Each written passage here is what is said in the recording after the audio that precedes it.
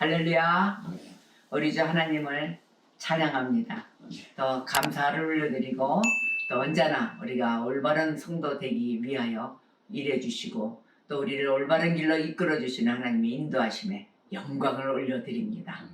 자, 오늘의 말씀은 로마서 12장 1, 2절의 말씀으로 은혜를 받겠습니다. 그러므로 형제들아, 내가 하나님의 모든 잔리하심으로 너희를 권하노니 너희 몸을 하나님이 기뻐하시는 거룩한 산제물로 드리라. 이는 너희가 드릴 영적 예배니라. 너희는 이 세대를 본받지 말고 오직 마음을 새롭게 함으로 변화를 받아 하나님의 선하시고 기뻐하시고 온전하신 뜻이 무엇인지 분별하도록 하라. 아멘.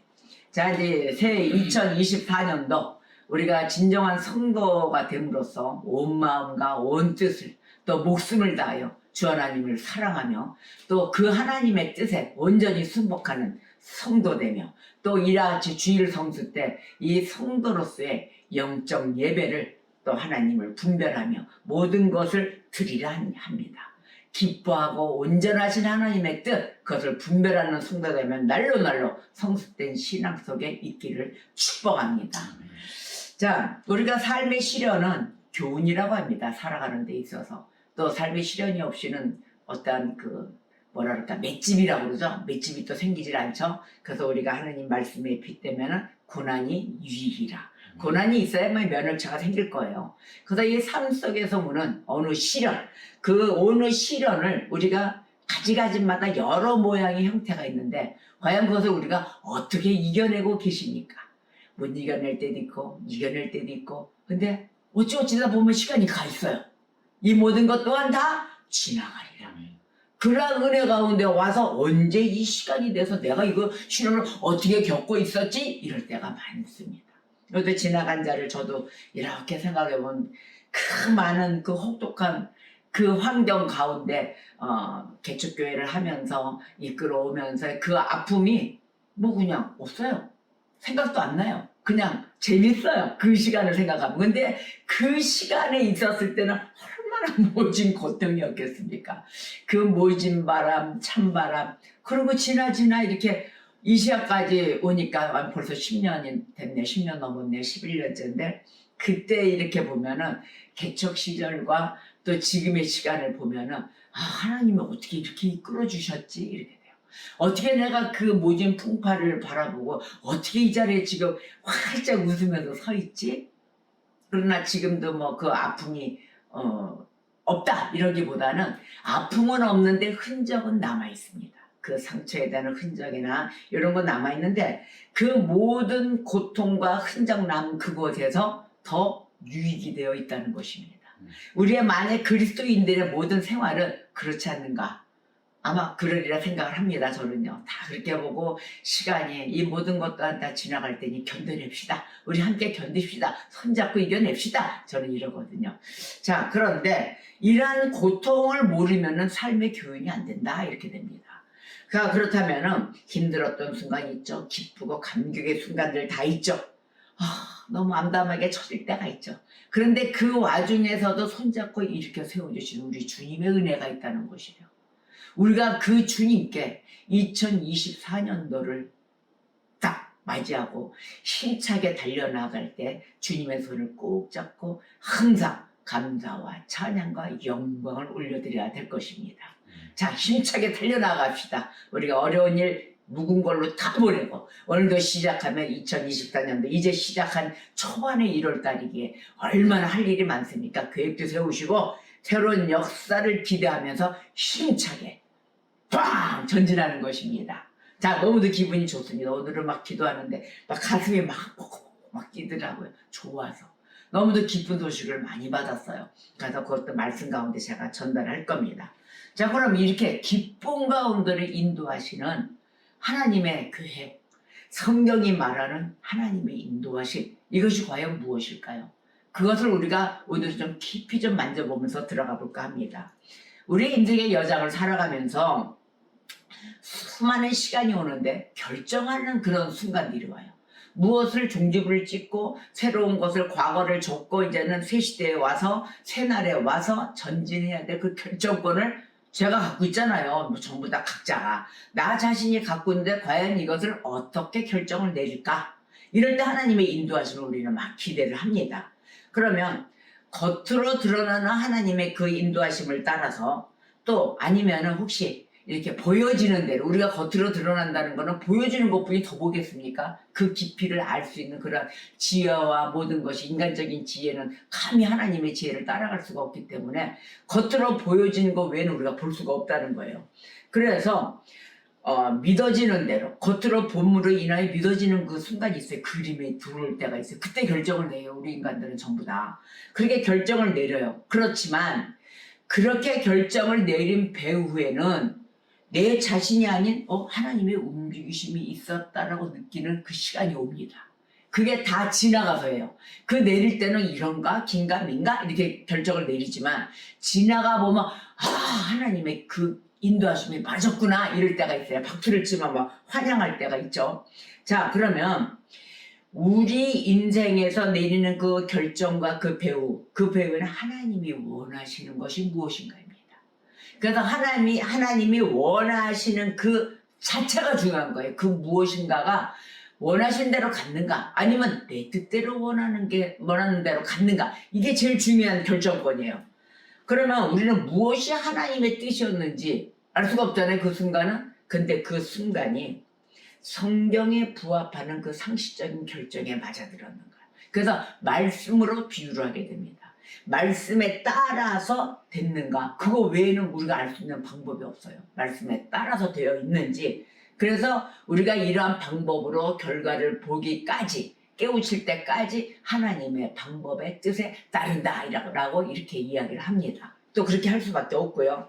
그러므로 하나님의 뜻을 안다는 것 이게 나오죠. 하나님의 뜻을 과연 안다는 것 그것은 내 인생을 향한 하나님의 개인적인 뜻을 그것을 아는 것이 아니라 내 개인적인 인생이 하나님의 뜻에 따라서 가야 된다는 것이에요.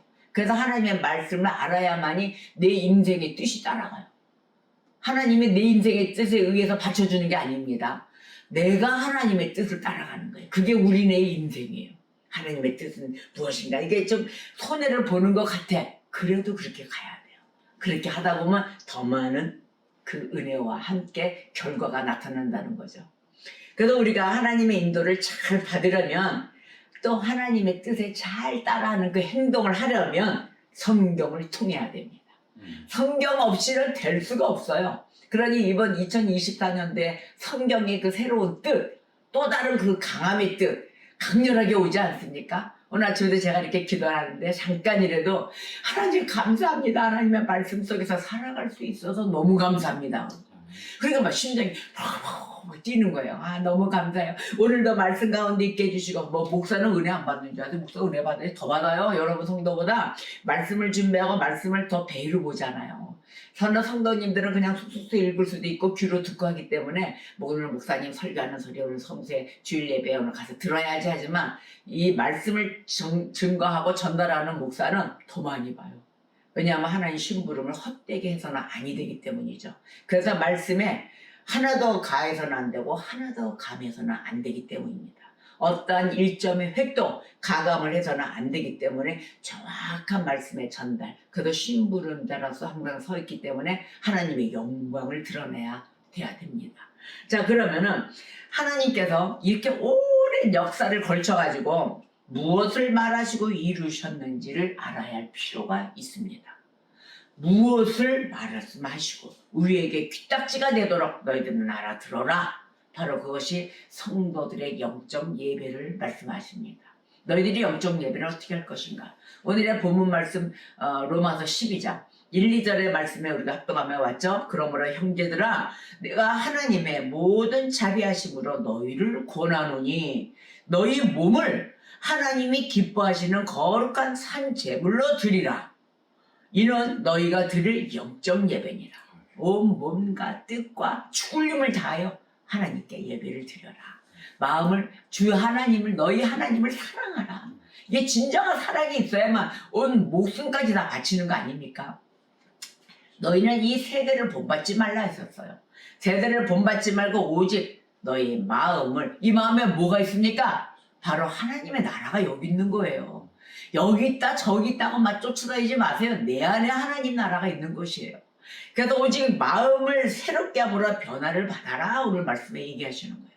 변화받고 하나님의 선하시고 기뻐하시고 온전하신 뜻이 무엇인지 분별하라. 할렐루야. 아멘입니다. 그래서 바울은 오늘 이 말씀을 로마서 12장 말씀을 전하면서 구원 얻는 자는 성도의 영적 예배, 즉 우리의 영혼과 전인격을 포함한 예배를 뜻한다 그랬어요. 그래서 그 뜻하는 삶의 제사를 드리며 살아가라. 그러니까 우리는 어떻게 돼요? 매일이 이 삶이 예배인 거예요. 우리 그리스도인들은 매일이 삶이 예배며 삶이 기도인 것입니다. 이렇게 책임감이 있어요. 구약에서는 어떻게 했어요? 자신의 온몸을 제물로 바쳤어요. 구약에서는. 그러하듯이 성도는 이 생활의 전부분, 이 전부 모든 부분, 뭐 어떠한 부분 하나를 빼는 게 없어요. 이 시간은 좀 빼겠습니다. 아니에요.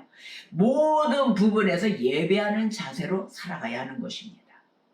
그럴 때 오는 그 기쁨은 무궁무진. 말도 표현을 못합니다. 나만이 가질 수 있는 그 하나님과의 그 은총, 하나님이 내려주신 은총, 하나님의 관계 속에 살아가는 거죠. 그래서 로마서 12장 전체는 이 진정한 성도로서 하나님의 뜻을 분별하는 그리스도인의 생활을 전하고 있습니다. 그래서 여러분들은 오늘의 말씀은 로마서 12장 전체 끝까지를 다 전할 것입니다. 여러분들 로마서 12장 전체를 다 펴놓으세요. 그래서 사도 바울은 오직 하나님께서 각 사람에게 나누어 주신 믿음의 분량이 있다 그랬어요. 9절 이하 말씀이에요. 이게 뭐 있으니 그 분량대로 지혜롭게 생각하라고 합니다. 그 분량대로, 그러니까 내 분량은 이만한데 남의 상대방 분량은 좀 요만한 분량으로 있어요. 그걸 비웃거나 뭐라고 해서는 안 돼요. 그 사람은 그 사람의 소화의 능력대로 그 분량대로 은사를 받았습니다. 그러니 서로가 서로를 존중해야 되겠죠. 누가 누구를 내려보고 그래서 높낮이가 있는 게 아니에요. 먼저 된 자 나중되고 나중된 자 먼저 된다.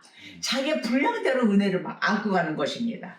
그래서 우리 몸의 구조를 보십시오. 많은 구조가 우리 몸에 다 이 생체계를 다 움직이고 있어요. 근데 각자의 기능이 다 달라요. 다 똑같지 않아요. 그래서 그 각자의 기능 속에서 건강함으로 발휘하잖아요. 상하지 않게끔. 그래서 우리 몸의 구조를 이루는데 이와 같이 많은 사람이 그리스도 안에서 한 몸이 되어 있어 서로 지체가 되는 것입니다.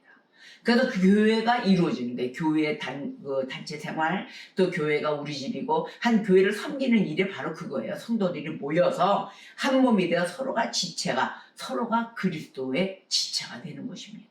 그래서 건강하게 자라야 돼. 어느 하나가 썩어서는 안 돼. 다 아파요. 하나가 썩으면은. 우리는 각자의 분량대로 또 그 기능대로 분수껏 오버하지 말고, 그러니까 남의 선을 넘어서는 안 되겠죠. 선을 넘지 않고 지켜 행하면 아주 건강한 공동체가 될 것입니다. 바로 이것입니다. 그래서 로마서 12장에서 우리에게 주신 은혜대로 받은 은사가 각기 다르다고 합니다. 여러분은 9절에서 그 이하 말씀을 쫙 보시면 됩니다. 말씀의 은사가 있어서 말씀을 전달하는 것, 바로 가르치는 일, 전달하면서 가르치는 일을 받은 은사가 있고요. 섬기는 일이 있죠. 또 위로하는 일, 누가 많이 아프고 쓰러지면 얼른 품에서 주님의 소리를 전달하는 그런 위로자의 역할을 하는 일. 또 구제하는 일, 선교죠. 어디 아픈 데가 부족한 데가 있으면 빨리 가서 채워주고 먹여주고. 우리가 배고프면 뭐예요? 야, 하나님께 와서 기도해. 그럼 그 소리 들어와요? 배고프면 일단 먹여야 돼요. 일단 먹어야 돼요. 일단 먹고 기운을 차리고 정신이 차려져야 가서 기도도 할 수 있는 거지. 그런 자에게 가서 기도해, 하나님이 다 해주셔, 이러면 그 은혜가 들어갈까요?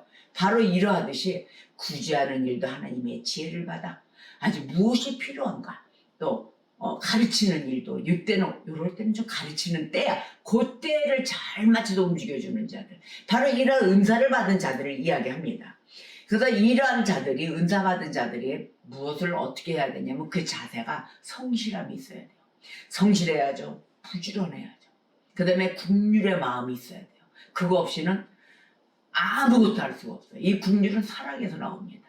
온갖 사랑으로 인하여 긍휼을 베풀게 되지, 사랑이 없는 자가 이거 베풀게 되겠어요? 자기 모든 목숨을 바쳐서 다 하게 되겠어요? 그렇지 않아요. 사랑이 먼저 있고 긍휼을 베풀고 기뻐 즐거함으로. 왜? 우리 하나님이 즐거워하시니까, 우리 하나님이 좋아하시니까 일하는 자도 즐겁게 되는 것입니다. 그래서 이런 이 모든 일들이 어디에서 나오냐? 사랑에서 나옵니다. 그 사랑 외에는 이루어질 게 하나도 없습니다. 아무것도 될 수가 없어요, 사랑 없이는. 그래서 본심의 사랑에 거짓이 없이 움직여라. 거짓이 없고 어떤 심부름, 하나님의 심부름이라도 하나님 나를 써주셔서 감사합니다. 이런 즐거운 마음으로 다니는 것입니다. 이런 2024년도 난 전부가 됐으면 좋겠습니다. 저도 한 해 동안 이런 것으로 그 주님의 사랑을 온전히 하고 심부름 받는 그런 쓰임 받는 자가 되기를 바랍니다. 그래서 로마서 12장 9절 이하에 이렇게 말씀하십니다. 사랑에는 거짓이 없나니 악을 미워하고 선에 속하라. 악을 멸하십니다. 형제를 사랑하여 서로 우애하고 존경하기를 서로 먼저 하며 부지런하여 게으르지 말고 열심을 품고 주를 섬기라. 아멘, 아멘. 이보다 더한 일이 어디 있겠습니까? 그냥 막 말씀만 이렇게 들어도 막 올라옵니다. 막 기대됩니다.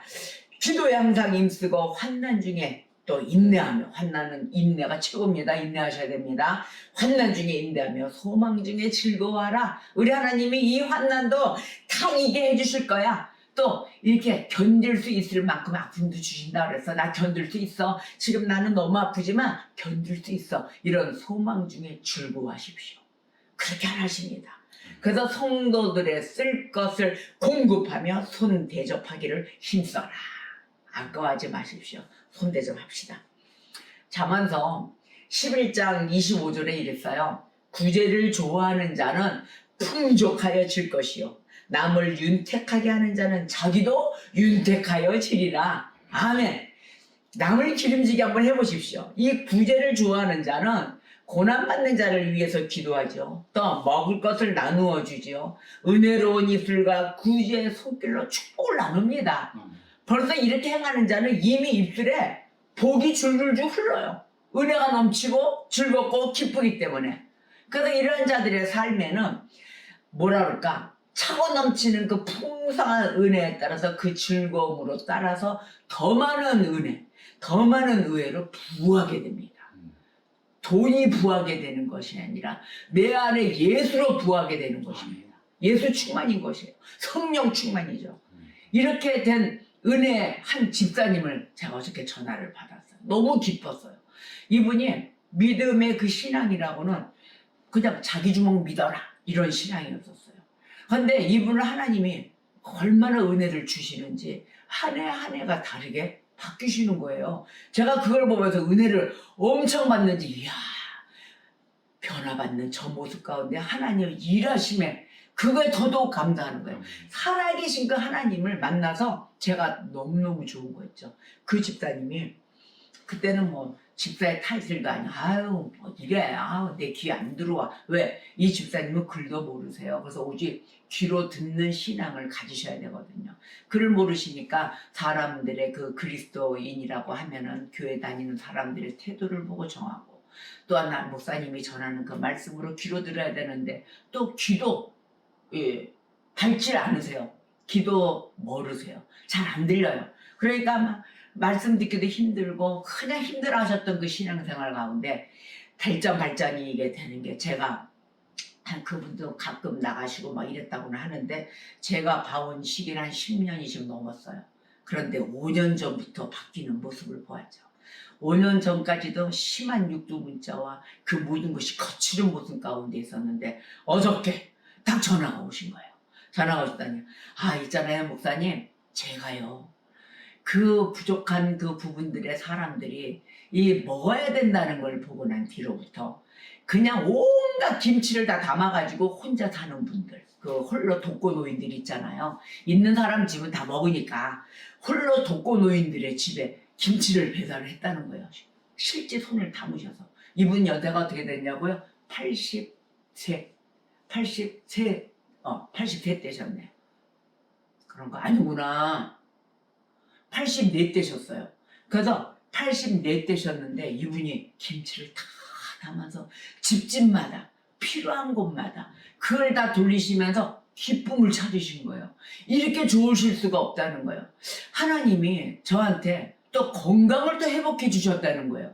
일을 더 하라고 저한테 이런 은혜를 주시는가 봐요 하시는데, 그 글도 모르시고 오직 귀로만 듣는 그 말씀이 안 들린다고, 은혜를 못 받는다고 매일 상담하시고 하시던 분이 실제 체험과 그 믿음, 하나님을 믿는 그 믿음으로, 그 믿음을 행함으로 인해서 기쁨을 찾으신 거예요. 오늘의 말씀에, 로마서 12장 말씀에 무엇입니까? 구제하는 은사를 받으신 거예요. 구제하는 손길입니다. 그러면서 지금은 하나님 앞에 매일 감사가 이루어져요. 하나님, 나 같은 죄인을 이렇게 사용해 주시고 지금 이 나이에도 일을 더 하시라고 건강 주시고 다시 한 번에 그걸 느끼니 또 다른 세상이 있다는 걸 알았습니다 이러시는 거예요. 그 바로 또 다른 하나님 나라를 찾으신 거예요. 그 하나님 나라가 내 안에 쑥 있으므로 모든 글과 듣는 귀가 멀고 다 멀어도 이 안에 성령이 움직이셔가지고 하나님 나라가 내 안에 있으니까 그 불쌍한 자들 구제하는 손길, 하나님 감사합니다. 이렇게 이제는 신앙 고백을 하고 다니신다는 것입니다. 그 가정은 얼마나 행복하시겠습니까? 그전에는 남편과 그 80세에 그 노년에 이혼하시겠다고 막 하시더니 이제는 내 남편이 최고, 내 남편이 건강해야 돼, 하나님 우리가 90을 바라보며 가는데 이렇게 건강 주셔서 감사합니다라는 신앙 고백을 어저께 하셨다는 거예요. 오늘은 교회 가셔서 헌금하신대요. 그 남편 집사님만 헌금하게끔 시키고 당신은 안 했던 거예요. 이제는 당신 스스로 헌금하시겠답니다. 바로 이 주님이 돈 받으시는 주님이 아니시라 그 중심 안에 기쁨이 있으니까 하나님 나라가 더 발전하고 더 강건해지도록, 그래서 많은 구제의 손길, 돕는 손길들이 되라고 헌신하시겠다고 연락이 왔습니다. 할렐루야. 그 다니시는 교회에 언제나 주님의 말씀을 더 이상 받고 더 강건한 집사님이 되시기를 주님의 이름으로 축복합니다. 이런 기쁜 소식을 2024년도에 마구마구 들어옵니다. 바로 자기의 그 시냇물을 움켜쥐고 혼자만 마시고 살겠다고 하는 자들 보세요. 그 많은 자들이 있어도 안 풀어요. 불쌍한 자들, 고아, 과부와 나그네를 도우라 하는데도 그러한 것을 안 합니다. 그러한 자들 본받으십시오. 나누며 살아갑시다 좀. 나날 남을 윤택하는 자는 뭐야? 자신도 윤택하여 지리라. 할렐루야. 바로 이게 베푸는 손길이에요. 그래서 성경에서 그러잖아요. 주는 자가 더 복되도다. 할렐루야. 하나님께서 넘치는 축복의 담비로 갚아주실 것입니다. 아멘입니다. 그래서 남을 윤택하게 하는 자는 비온 뒤에 다시 되돌아가는 구름처럼 보충될 것이며 더더욱이 유용한 자가 될 것입니다. 시 1편 3절에 그는 시냇가에 심은 나무가 철을 따라 열매를 맺으며 그 잎사귀가 마르지 아니한 같으니 그가 하는 모든 일이 다 형통하리로다. 이와 같은 은혜가 임하시기를 주님의 이름으로 축원합니다. 자, 그러면 로마서 12장으로 와서 사도 바울이 형제를 사랑하라 그랬어요. 형제를 사랑하고 원수도 사랑하라고 사도 바울이 가르칩니다. 주님은 그리스도인의 이 생활 자세에 대해서 명확히 말씀하셨어요.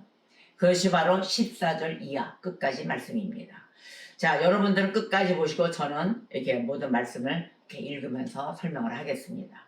너희를 박해하는 자를 축복하라 그래요. 여러분, 우리 박해도 많이 받고 미움도 많이 받고 관심도 없는 사람을 이렇게 받을 때 섭합니다. 저도 관심 없이 오는 그런 지인들이나 또 뭐 이렇게 피를 나는 형제들이나 이렇게 보면 저도 마음이 아파요.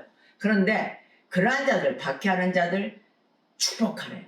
축복하고 저주하지 마라. 저주는 안 하죠. 물론 빨리 이제 다 회복질 했으면 되는데 저주하는 기도를 할 때도 있는 사람들도 있어요. 다윗도 했다면서. 그런데 여러분들은 다윗이 아닙니다. 그러니 축복하고 저주하지 말라. 이제 완성된 예수님의 이 명령이에요. 자, 축복하고 저주하지 말라. 축복하라. 오히려 더 안 된 자를 축복하라. 즐거워하는 자들과 함께 즐거워하고 우는 자들과 함께 울어라. 그러니 기쁨 나누고 슬픔 나누고 하라 그러잖아요. 기쁨이 배가 되고 슬픔은 나누면 줄어든다.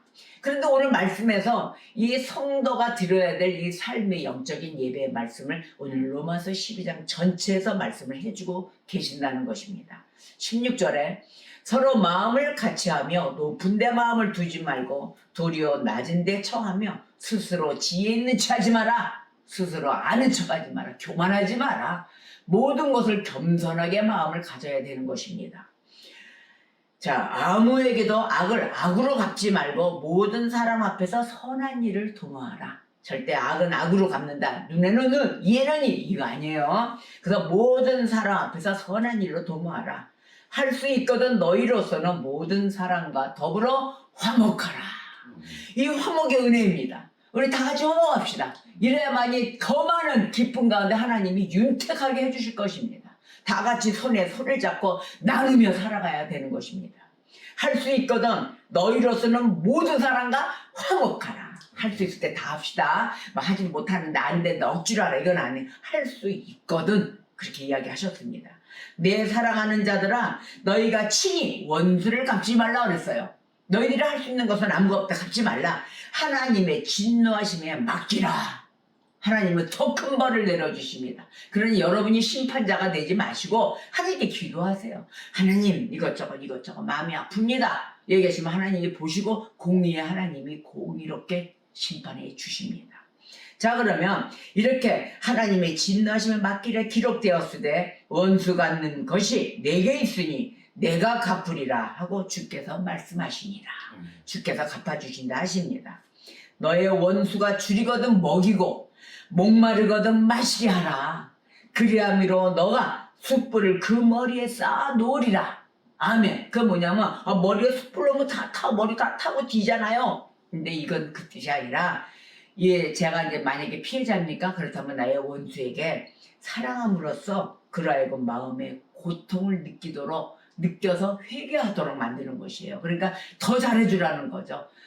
그러면은 그 마음의 양심에 찔려서 회개하는 은혜가 들어갈 것이다. 그러니까 그 한 사람도 구하게 되는 거죠. 내가 내 이익만 찾고 막 이를 갈고 뭐라고 할 것이 아니라 그 자를 축복해 주십시오. 그래서 로마서 12장 마지막 절에 21절에 악에게 지지 말고 선으로 악을 이기라. 아멘입니다. 바로 이것이 우리들의 영적 예배의 삶입니다. 여러분 성도의 영적 예배를 우리 주님이 성도의 자세로 그 자세가 벗어나지 않고 그 믿음으로 드리는 진정한 영적 예배의 삶을 우리의 사랑의 하나님께 온전히 드리라 하십니다. 아멘. 우리의 예배 이전 2024년 모든 진정한 성도로서 갖춰 모든 목숨을 다하여 뜻을 다하여 마음을 다하여 주 하나님을 사랑하고 또한 이렇게 영적 예배의 삶을 살아가는 진정한 그리스도인 되시기를 우리 주님의 이름으로 축원합니다. 기도하시겠습니다.